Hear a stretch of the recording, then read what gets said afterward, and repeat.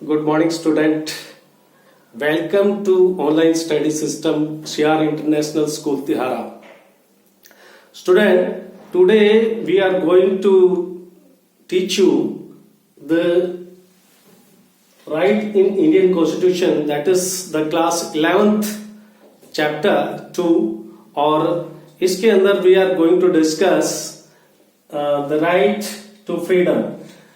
In the previous lecture we have already covered the right to equality, और अभी होगा आपका right to freedom.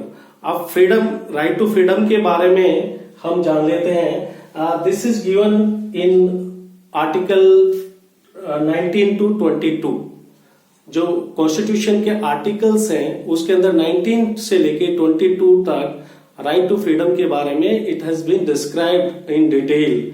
तो आओ हम स्टार्ट करते हैं. We will start from the article 19 and the article 19 is divided into A to F and the first है freedom of speech and expression. तो सबसे पहले जो आजादी है, स्वतंत्रता है बोलने की, अपने व्यूज प्रकट करने की आजादी जो भारत के कॉन्स्टिट्यूशन के अंदर आर्टिकल 19 में दिया गया है उसके बारे में डिस्कस करते हैं कि कोई भी देश के सिटीजन, आई रिपीट, देश के सिटीजन को यह अधिकार है कि वो अपने व्यूज पब्लिकली दे सकता है, अपने एक्सप्रेशन, अपने विचार रख सकता है. वो उसके कॉन्स्टिट्यूशन के अंदर मौलिक अधिकार है इसका. तो लेकिन इसके साथ में कुछ रीजनेबल रिस्ट्रिक्शंस लगाई हुई है कॉन्स्टिट्यूशन में कि आपको आजादी तो है, फ्रीडम ऑफ स्पीच है, स्वतंत्रता है अपने विचार को अभिव्यक्त करने की, लेकिन उसके साथ में आपको कुछ एक लिमिट है, एक सीमा है. उस सीमा से बाहर जाके आप फ्रीडम ऑफ स्पीच का इस्तेमाल नहीं कर सकते. जैसे कि आप कोई भी हेटेड स्पीच नहीं दे सकते, कोई जो देश की एकता के अंदर बाधित हो ऐसी कोई स्पीच नहीं दे सकते, जो देश की यूनिटी, इंटेग्रिटी को इसको तोड़े, देश की एकता के लिए बाधित करे, या फिर जो आपके देश की प्रभुसत्ता है या किसी कोर्ट की अवमानना करे, ऐसी कोई स्पीच नहीं दे सकते. और इसी के अंदर आप जो अपने इंटरनेट के थ्रू मीडिया में जो अपने व्यूज एक्सप्रेस करते हो, फेसबुक, ट्विटर वगैरह, ये अभी लेटेस्ट इसी के अंदर आर्टिकल 19 के अंदर इंक्लूड कर दिया गया है. अब नेक्स्ट बात करते हैं हम freedom to assemble. This is also given in right to freedom कि हर देश के नागरिक को कहीं भी इकट्ठा होने का अधिकार है.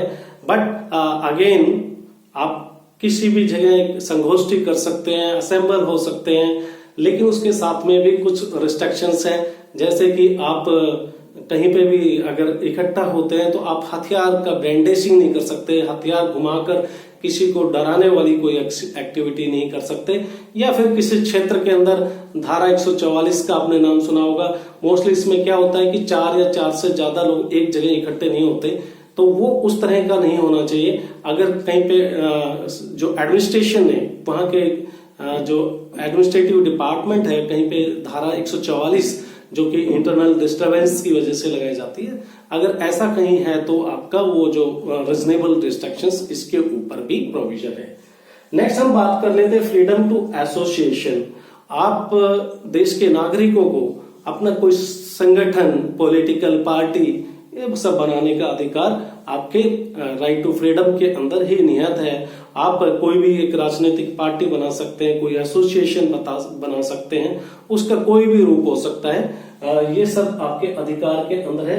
लेकिन ये जो आपका जो एसोसिएशन बनाने का अधिकार है, इसके भी कुछ रीजनेबल रिस्ट्रिक्शंस हैं कि आप उस तरह की जो एसोसिएशन है वो कोई टेररिस्ट ऑर्गेनाइजेशन नहीं हो सकती, जो देश के अंदर आतंकवाद फैलाने वाली ऑर्गेनाइजेशन नहीं हो सकती, या फिर कोई ऐसी जो देश के अंदर जो आंतरिक भाईचारा को जो डिस्टर्ब करे, इस तरह की ऑर्गेनाइजेशन नहीं हो सकती. ये रीजनेबल रिस्ट्रिक्शंस है. इसके बाद में बात कर लेते हैं freedom to move freely.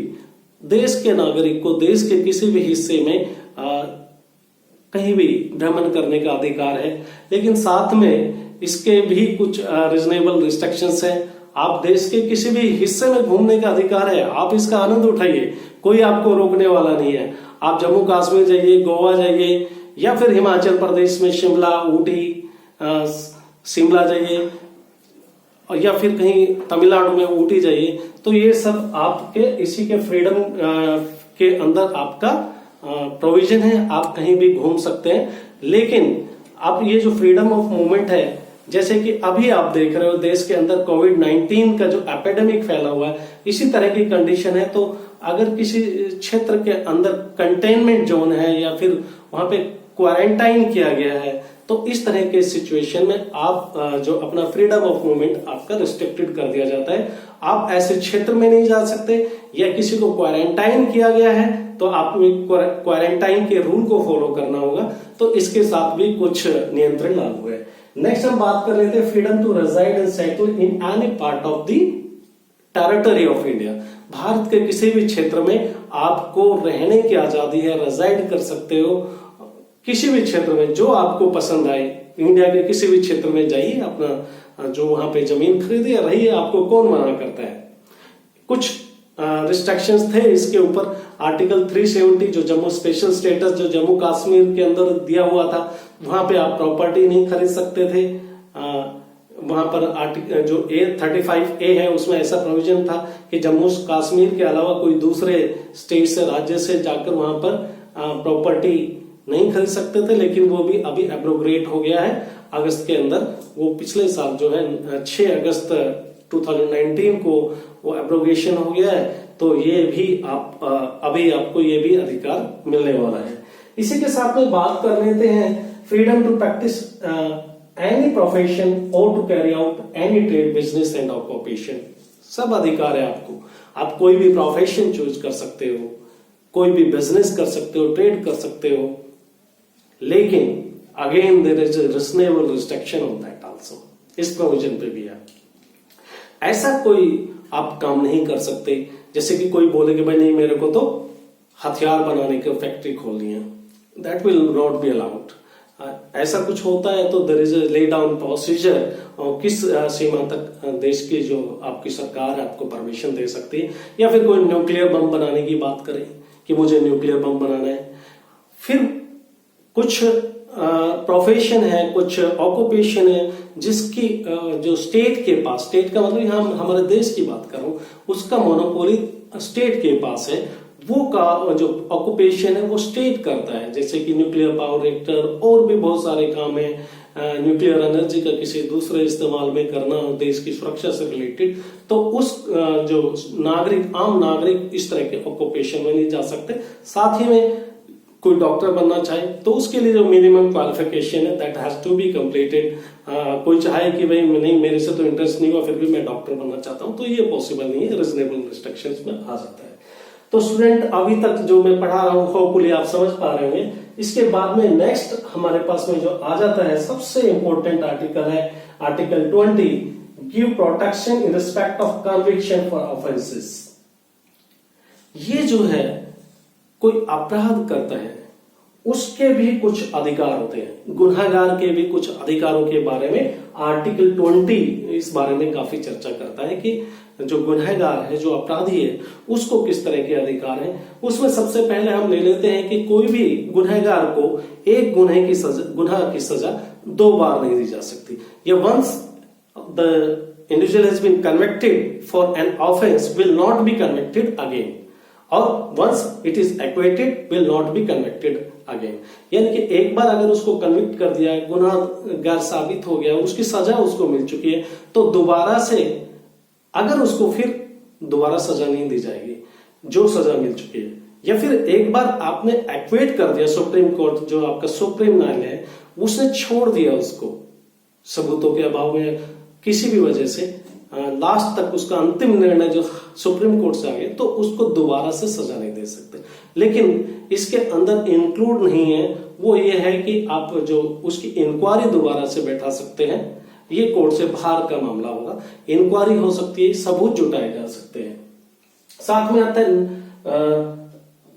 No ex post facto law, कि कोई भी लॉ, बस सिंपल शब्दों में बता देता हूं, सपोज करो किसी ने एक क्राइम, एक गुनाह किया 2019 में, और उससे संबंधित कानून 2020 अप्रैल में बनता है, आज के दिन बनता है, तो वो जो जो आज कानून में कोई स्ट्रेंजेंट एक्शन है, जो सख्त धाराएं हैं जिसके तहत आप बड़ी सजा दे सकते हो, वो जो 2019 में जिसने गुनाह किया उसके लिए लागू नहीं होगा। यानी कि रिट्रोस्पेक्टिव एप्लीकेशन नहीं होती।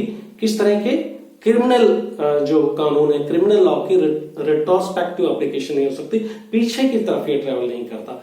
दूसरे जो कानून है, सिविल लॉ है या फिर आपके रेवेन्यू या टैक्स से संबंधित लॉ है, उसमें ऐसा चलता है कि वो पीछे की तरफ चलता है। सपोज करो आज कोई टैक्स से रिलेटेड नया कानून बनता है तो वो इफेक्टेड हो जाएगा बैक डेट से, जो भी डेट उसमें अनाउंस की जाती है। लेकिन जो क्रिमिनल लॉ है उसमें ऐसा नहीं होता। समझ पा रहे होंगे अच्छे से। अब इसके बाद में है नो सेल्फ, इसी के अंदर आर्टिकल 20 के अंदर कि नो सेल्फ इंक्रिमिनेशन, किसी को भी अपने खिलाफ गवाही देने के लिए मजबूर नहीं किया जा सकता। राइट टू रिमेन साइलेंट, इसका मतलब यही हुआ कि आप जब भी किसी पूछताछ होती है तो जबरदस्ती उसके पास में फोर्सफुल स्वीकार नहीं करा सकते उसका गुनाह।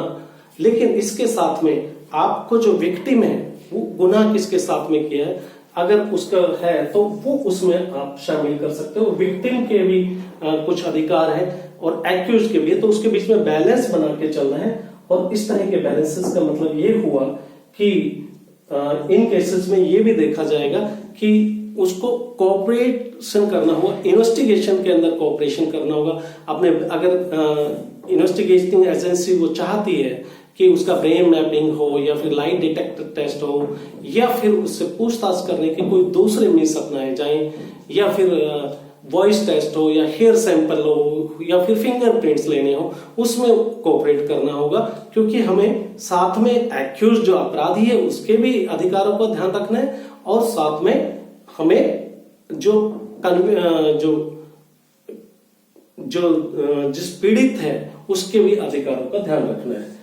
अगर हमने ऐसा किया, हमने उसके कोई यहाँ पर जो कोई वायलेशन किया, डबल जेओपार्डी, एक ही सजा, एक ही अपराध के लिए 2 बार सजा दे दी, या फिर पीछे वाले कानून से जो नया कानून बना है उससे किसी को हम अप्लाई करके उसको सजा देते हैं, तो हम उसका वायलेशन कर रहे हैं। किसका? आर्टिकल 20 का। अगर हम आर्टिकल 20 का जो वायलेशन हो रहा है तो हम उसकी पर्सनल लाइफ, पर्सनल लिबर्टी और लाइफ उसका जो है उसको जीने का अधिकार है, उसमें हम बाधा डाल रहे हैं। तो ये जो सुप्रीम कोर्ट को स्वीकार्य नहीं। बात कर लेते हैं, no person can be deprived of his life, personal liberty except procedure by law establish by the law, कि कोई भी देश का नागरिक की किसी की भी पर्सनल लाइफ और लिबर्टी जो है उसको आप उससे वंचित नहीं कर सकते। या अगर ऐसा कुछ है तो जो कानून के तहत, कानून के प्रोसीजर को फॉलो करते हुए, जो उस देश में कानून है उसका फॉलो करते हुए आप ऐसे उसका इस्तेमाल कर सकते हो, अदरवाइज ऐसा नहीं कर सकते। अगर आपने ऐसा किया तो आप उसके जो आर्टिकल 20 का वायलेशन कर रहे हो। तो पर्सनल लाइफ और लिबर्टी की मतलब पर्सनल लाइफ जो का मतलब इतना नहीं है कि जीना ही, एक सांस लेना, यहाँ पर ये चर्चा होती है इसमें जब भी बात करते हैं कि सांस लेना एक पर्सनल लाइफ नहीं है, जिंदगी नहीं है। इसके साथ में आप डिग्निटी के साथ में जिंदा रह सके, डिग्निटी के साथ अपना लाइफ बिता सके, वो है। तो आप किसी को जो गलत, किसी को जबरदस्ती किसी कानून के तहत नहीं फंसा सकते। उसके पर्सनल लाइफ, उसकी प्राइवेसी वो आप नहीं छीन सकते। ये सब कुछ इसके अंदर आता है। अब हम बात कर लेते हैं आर्टिकल 20 के अंदर ही हमने एक 20A को इंक्लूड किया है, जो ये एक लाइफ, जो पर्सनल लाइफ है, डिग्निटी के साथ जीने का ही एक तरीका है में इंक्लूड किया है कि जो आपका जो एजुकेशन है 6 साल से लेकर 14 साल के बच्चों को, वो हमने इसी के अंदर इंक्लूड कर दिया कि सबको एक जो मिनिमम एजुकेशन है वो सबको प्राप्त होनी चाहिए। और वो हमने आर्टिकल 21A के अंदर इंक्लूड किया है, जो बच्चे हैं उसके बारे में।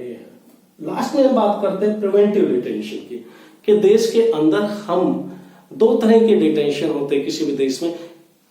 किसी को जो अरेस्ट किया जाता है, दो तरह से किया जा सकता है। या तो उसने कोई अपराध किया हो, या फिर आप उसको पिनिटिव डिटेंशन कहते हैं, जो अपराध करने के बाद में किसी को अगर आप अरेस्ट करते हो।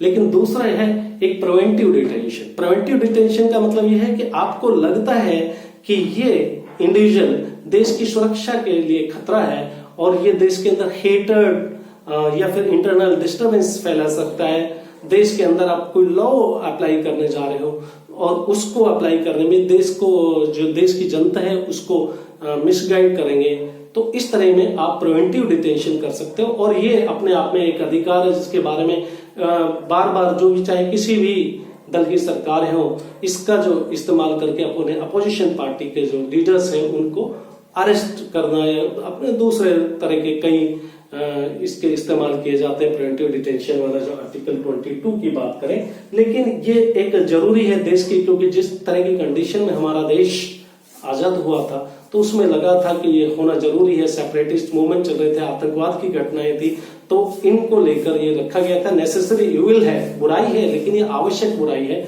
और इसके साथ में कुछ अमेंडमेंट होते जाते हैं, हम कभी आपसे डिस्कस करेंगे। और अगर समरी करें इसी का राइट टू फ्रीडम के बारे में, आज हम समराइज करके बोले तो ये अपने आप में बहुत अच्छे मौलिक अधिकार राइट टू फ्रीडम में हमको मिले हुए हैं। लेकिन रीजनेबल रिस्ट्रिक्शन है वो उतना ही जरूरी है जितना अधिकार है, क्योंकि आपके जो अधिकार है वहां पर समाप्त हो जाते हैं जहां दूसरे के अधिकारों का अतिक्रमण होता है। इसी के साथ में आज का हमारा चैप्टर क्लास 11th का फंडामेंटल राइट्स, वो भी उसके अंदर आपका राइट टू फ्रीडम, यहीं पर हम खत्म करते हैं। फिर दोबारा से हाजिर होंगे एक नए टॉपिक के साथ।